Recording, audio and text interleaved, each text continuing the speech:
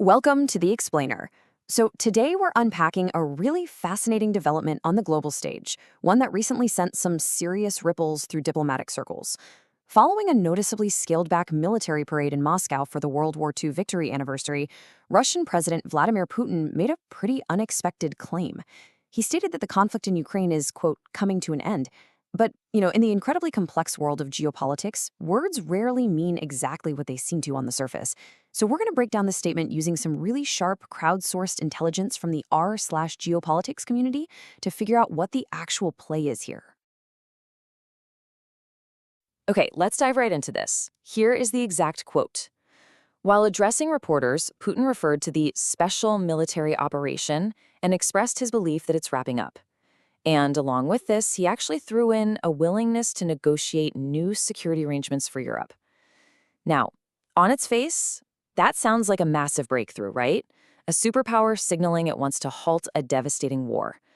But when we start peeling back the layers, looking at the context, the history, and the highly specific terms being floated, a much, much more complicated picture emerges.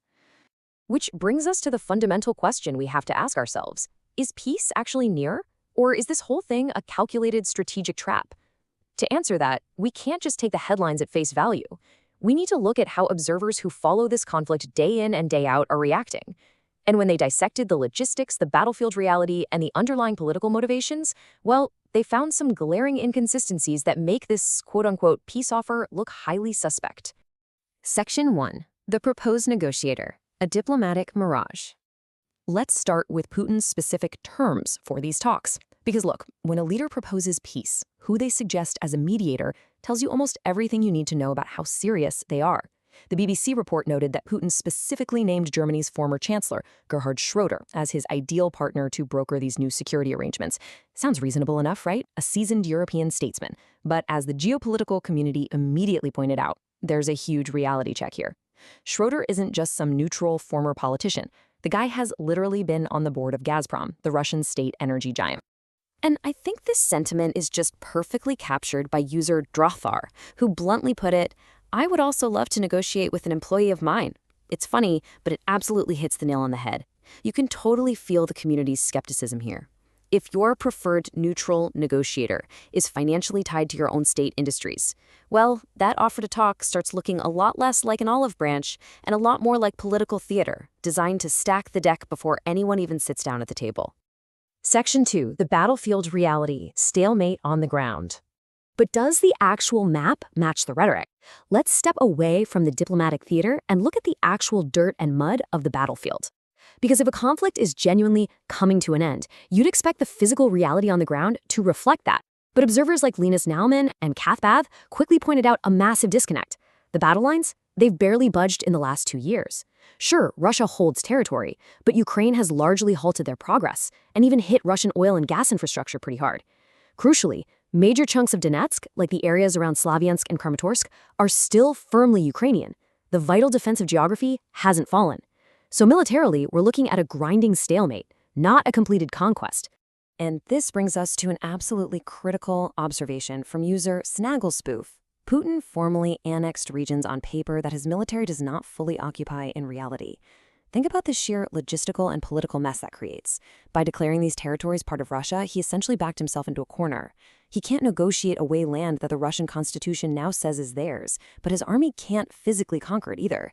It's like claiming you own a house you haven't even stepped foot in. It's incredibly difficult to call a matter closed when the land you legally claim isn't actually in your hands.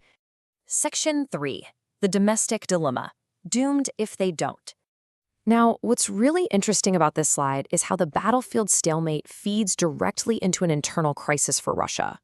User Lord Humongous brilliantly breaks down the ultimate catch-22 the Kremlin is facing right now. If they continue the war to actually take the territory they claim, they're going to need a massive, wildly unpopular mobilization, which risks serious domestic unrest. But flip it around, if they stop the war right now, they have to send roughly 1 million exhausted soldiers back home. And back to what exactly? A country with a battered economy and no jobs waiting for them.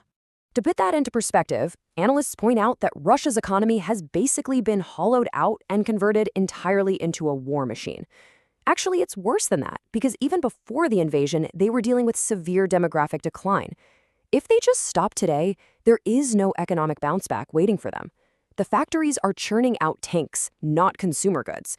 And historically speaking, dumping a massive, disillusioned army back into a ruined economy, that is a recipe for severe instability. As Lord Humongous noted, the last time a Russian army came home as a failure, it brought down the state. They are basically doomed if they do and doomed if they don't. Plus, there is a huge PR problem. As User Without Pickles Please points out, for the Russian populace, this war was portrayed as a civilizational struggle. It is very difficult to gain 20% and call it a victory. The rhetoric the state used was epic, apocalyptic even. You can't prime your entire country for a historic civilizational triumph, only to walk away with a fraction of the land and expect people to just nod and accept it as a total win. Section 4. The Geopolitical Trap. Peace as a Weapon. So, if the military reality doesn't match, and the domestic reality makes stopping incredibly dangerous, why on earth say the conflict was ending at all? Well, this leads us to probably the most fascinating theory from the community, the idea that this peace offer is actually a weapon. Let's walk through this brilliant step-by-step theory from user Swedish Player 97. Step 1. Putin declares an extended ceasefire. Step 2. He makes loud public calls for peace, exactly like we saw in the BBC report. Step 3. He just waits. Ukraine, obviously knowing Russia still occupies its land, will inevitably keep up their defensive strikes. Step 4. Russia then uses those strikes to frame Ukraine as the aggressor who's refusing peace. And finally, Step 5, they use that narrative to erode Western support. It's basically a psychological op aimed right at the lifeline of Ukraine's defense. But hey, to be fair, we gotta look at both sides impartially. While the goal of the trap makes strategic sense, manipulating the narrative to exhaust Western patience and cut off EU and US aid, user cultural ad 4117 makes a really strong counterargument. They point out that this trap relies on the international community being, frankly, incredibly gullible. I mean, claiming Ukraine as the aggressor while hundreds of thousands of Russian troops are literally sitting inside internationally recognized Ukrainian borders? It's absurd.